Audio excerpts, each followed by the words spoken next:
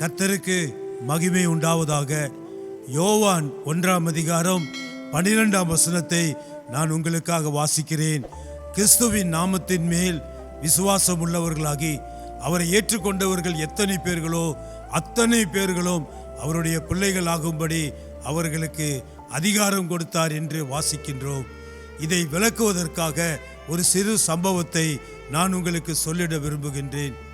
ஒரு தாயில்லாத ஒரு பெண் தன் தகப்பன் அவளை மிகவும் நேசித்து தகப்பனுக்கு தகப்பனாய் தாயாய் அவளை வளர்த்து வந்தாள். எல்லா தேவைகளையும் சந்தித்தாள்.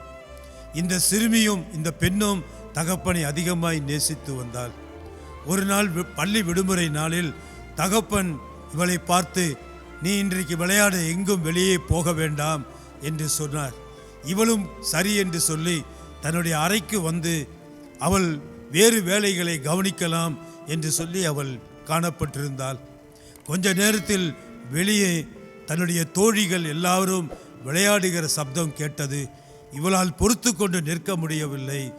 எப்படியாகிலும் போய்விட வேண்டும் என்று தீர்மானித்து அவள் ஓடி சென்று அந்த கூட்டத்தோடு கூட விளையாட ஆரம்பித்தாள். மாலை நேரத்தில் தகப்பன் வருகிற நேரத்திற்கு அரை மணி நேரம் முன்னால் ஓடி வீட்டிற்கு வந்தாளாம். அப்படி வரும்போது இவளுக்குள்ளாய் ஒரு குற்ற மனசாட்சி. என்ன என்று கேட்டால், தகப்பனுடைய வார்த்தையை நான் கேட்கவில்லையே என்கிற ஒரு எண்ணம். அப்படி அதை நினைத்து கொண்டு வந்த மாத்திரத்தில் ஒரு கண்ணாடியின் மேல் தலை இடித்து தலையில் பெரிய காயம் ஏற்பட்டது. கண்ணாடியும் உடைந்து போய்விட்டது. வருத்தத்தோடு தகப்பனுடைய வார்த்தையை கேட்காமல் வந்துவிட்டேனே என்று படுக்கையின் மேல் படுத்து கவலைப்பட்டு கொண்டிருந்தார். அந்த வீட்டிற்கு உதவிக்கு வரும் பெண்மணி இதை பார்த்து, நீ போய் உன் தகப்பனிடத்தில் போய் பேசு. உன் தகப்பன் உன்னுடைய நல்ல காரியத்தை பார்த்து அவர் உன்னை நேசிக்கவில்லை, அவர் உன்னை நேசிக்கின்றார் என்பதை புரிந்து கொள் என்று சொன்ன மாத்திரத்தில் அதிக தைரியத்தோடும் சமாதானத்தோடும் அப்பாவினிடத்தில் போய் அப்பாவை கட்டிப்பிடித்து, அப்பா என்னை மன்னித்து கொள்ளுங்கள், நீங்கள் போக வேண்டாம் என்று சொன்னீர்கள், ஆனால் நான் சென்று விட்டேன், என்னை மன்னித்து கொள்ளுங்கள் என்றால் தகப்பன் இவளை கட்டி அணைத்து, நீ விளையாடப் போவதையும் பார்த்து கொண்டுதான் இருந்தேன், நீ திரும்பி வருவதையும் பார்த்து கொண்டுதான் இருந்தேன், கண்ணாடியில் மோதுவதையும் கண்ணாடி உடைந்ததையும் உன் தலை வீங்கி இருப்பதையும் நான் பார்த்து கொண்டுதான் இருந்தேன். நீ என்னிடத்தில் வரமாட்டாயா என்று எதிர்பார்ப்போடு கூட இருந்தேன். ஆனால் நீதான் இவ்வளவு தாமதமாய் வந்தாய்.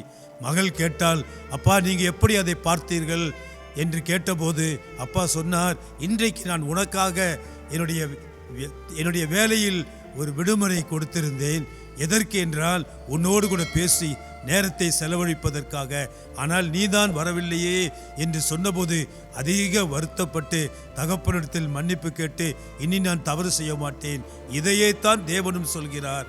அவரை கிறிஸ்து இயேசுவை விசுவாசிக்கிறவர்கள் அத்தனை பேர்களும் அவருடைய பிள்ளைகளாகும்படி அவர்களுக்கு அதிகாரம் கொடுத்தார். நாம் பிள்ளைகளாக இருக்கிறபடியினால் எந்த ஒரு தவறு செய்தாலும் நாம் மனதார அதை அறிந்து மன்னிப்பு கேட்டு இனி நான் செய்ய மாட்டேன் என்று தேவனிடத்தில் கடந்து வரும்பொழுது அவர் நம்மை மகனாய் இருக்கிறபடியினால் அவர் நம்மை நேசிக்கிறார் என்பதை புரிந்து கொள்ளுங்கள். குற்ற மனப்பான்மையை மாற்றிவிடுங்கள். ஆண்டவர் நம்மை நேசிக்கிறார். உங்களுடைய மனம் எப்படி இருக்கிறது? உங்களுடைய வாழ்க்கை எப்படி இருக்கிறது? ஆண்டவரிடத்தில் வருவோம். கர்த்தர் நம்மை ஆசீர்வதிப்பாராக. ஆமேன், ஆமேன்.